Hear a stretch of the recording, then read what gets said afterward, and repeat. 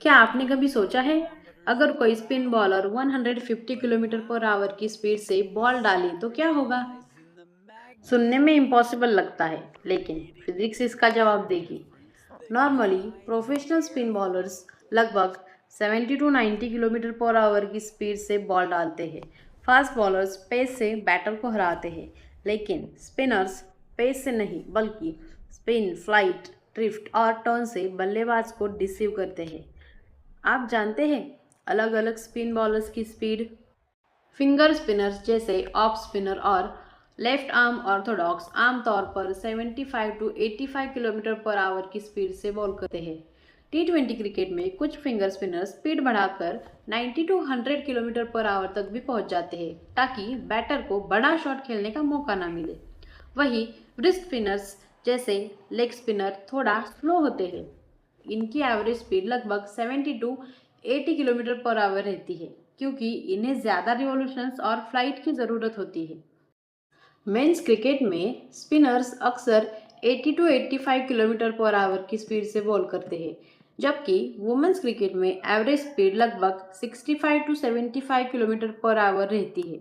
लेकिन अब आता है सबसे शॉकिंग सवाल, अगर कोई स्पिनर 150 किलोमीटर पर आवर की स्पीड से और साथ में बहुत ज़्यादा स्पिन देकर गेंद फेंके तो क्या होगा? पहली बात, बॉल शायद टर्न ही नहीं करेगी। क्यों? क्योंकि इतनी तेज स्पीड पर बॉल के पास पिच को ग्रिप करने का समय ही नहीं होगा। वो सरफेस पर बाइट करने की बजाय स्लाइड और स्किड करेगी, यानी बॉल स्पिन बॉलर की नहीं बल्कि फास्ट बॉलर की कटर जैसी बिहेव करेगी।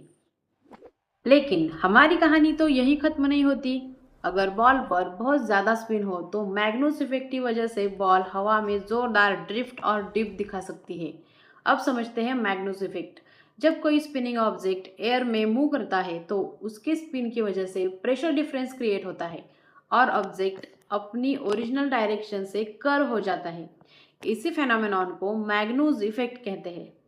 अगर साइड स्पिन हो तो बॉल हवा में अचानक साइड वे मूव करेगी, और अगर हेवी टॉप स्पिन हो तो बॉल अचानक नीचे गिरते हुए बैटर की उम्मीद से पहले पिच पर टकराएगी और डेंजरसली लो स्किड करेगी। अब सोचिए बैटर की हालत। 150 किलोमीटर पर आवर की बॉल को रिएक्ट करने के लिए बैटर के पास सिर्फ 0.4 टू 0.5 सेकेंड होता है। अगर बॉलर का एक्शन स्पिनर जैसा दिखे, लेकिन बॉल 150 किलोमीटर पर आवर की स्पीड से निकले, तो बैटर का ब्रेन स्लो स्पिन एक्सेप्ट करेगा और तब तक बॉल स्टंप पर पहुंच चुकी होगी। रिजल्ट बोल्ड या फिर एलबीडब्ल्यू। लेकिन फिर सवाल उठता है, अगर ये इतना डेंजरस है तो कोई ऐसा करता ही क्यों है? आंसर है ह्यूमन बॉडी।